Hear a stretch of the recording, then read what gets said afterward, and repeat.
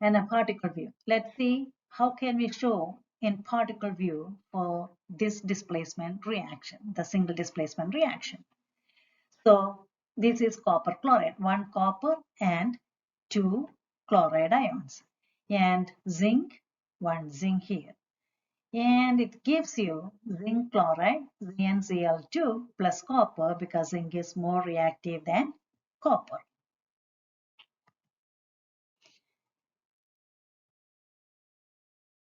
Let us explain a little more details on the same example we just discussed, which is zinc plus copper chloride.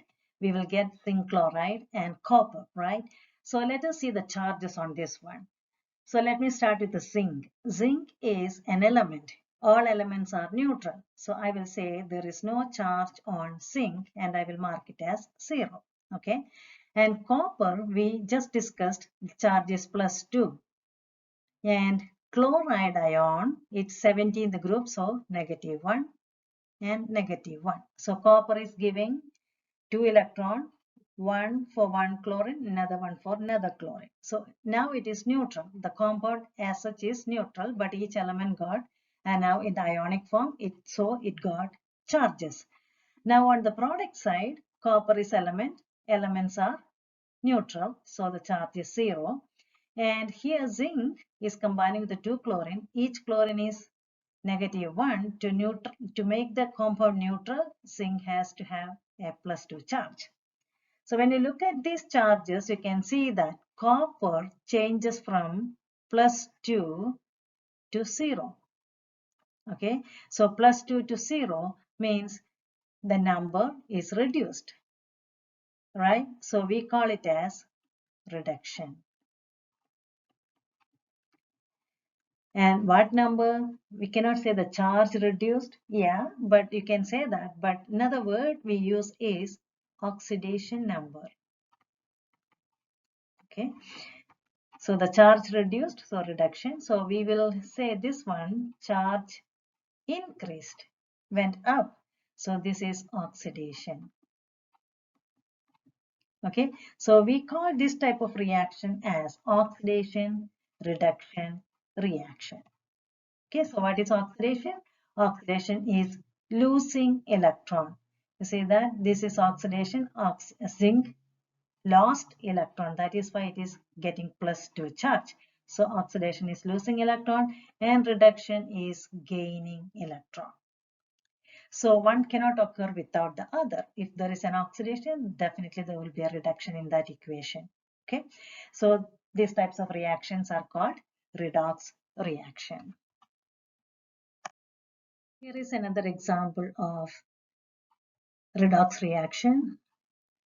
Silver nitrate plus copper gives you copper nitrate and silver. So how is that possible? Here, look at the particle diagram. Silver ions and nitrate ions are formed in this solution by dissolving silver nitrate, which is an ionic compound. So it will give you these ions. The particle diagram is here, right? So we can see a copper wire is in the solution of silver nitrate. So what happens here? The copper is the solid sphere. You can see orderly arranged in the particle view. So copper is more reactive than silver, and therefore copper is getting oxidized. More reactive metal will get oxidized. That means it will lose electron and it will form copper ions. And those electrons are accepted by silver ion in the solution. So Ag plus 2 electron, and we can write 2 Ag and we can balance it by putting 2 Ag plus. So silver is getting reduced because it is gaining electron and copper is getting oxidized. So this reaction is a redox reaction. Redox reactions are, as you know, electron transferring reactions, right? It is transferring electrons. And now the reverse reaction does not occur. What may be the reason? Because we know The reverse reaction, the metal is, that means the reverse reaction is the metal is silver. Silver cannot displace copper because silver is less reactive than copper. So how do we know which one is more reactive, which one is less reactive? For that, we have to look at this table, which is called activity series. So this is again in your reference material. So you can see that in the activity series, who is more reactive and who is less reactive by just looking at the order here. So ease of oxidation increases. So this is more reactive. More reactive will get oxidized first. More reactive, and this is less reactive. So this is the reference. So in the example we have taken copper and zinc in the first one. So zinc is more reactive, so zinc displaces or replaces copper. And another one we took silver and copper. So silver is less reactive, so it cannot replace copper, but copper can replace silver ion from the solution. That is why silver was unable to displace copper. In the previous slide, we have seen that question, right? Okay, so elements higher on the activity series are more reactive. They are more likely to exist as ions. That means it will get oxidized. Okay, this is your reference material.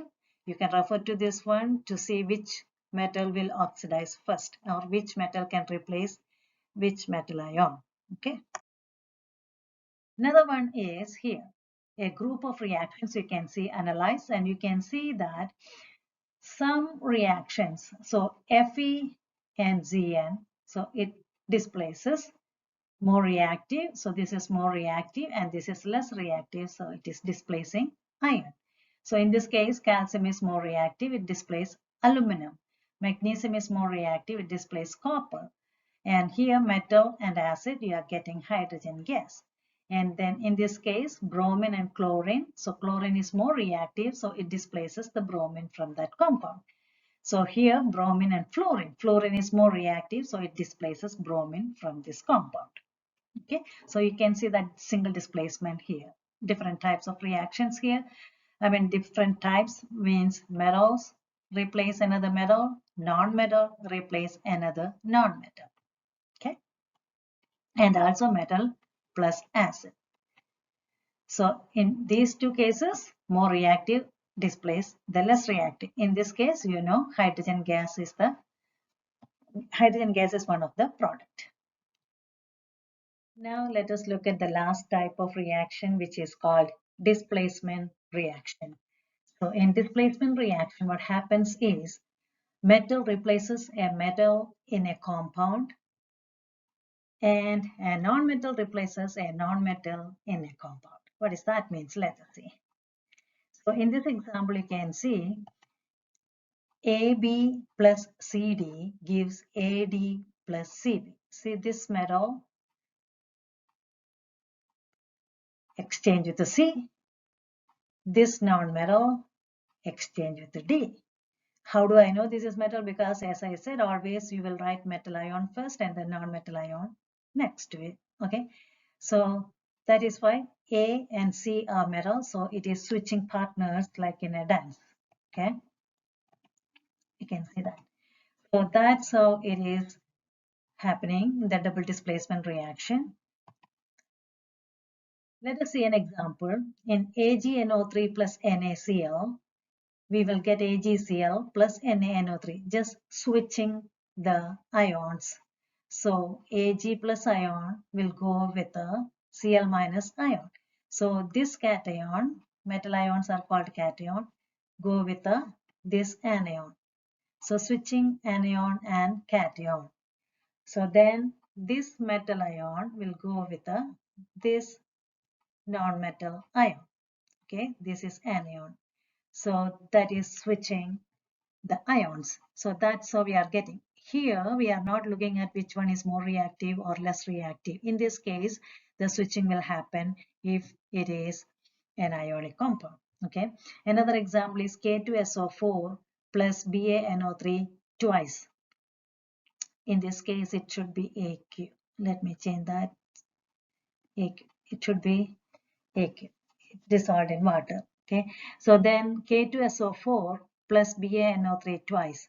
So potassium ion will go with a nitrate ion. Barium ion will combine with a sulfate ion, switching the anion and cation. So we will get KNO3. So how to write that one? K is positive ion 1 charge. SO4 is a polyatomic with a negative 2 charge, and that combines with the barium. Nitrate means barium is in the second group, so plus 2 charge. Nitrate is a polyatomic ion with a 1 negative charge. So 1 positive combines with the 1 negative, that is why KNO3. And 2 positive and 2 negative, so BaSO4. The charges cancel each other. So that's how we are writing the product for a double displacement reaction.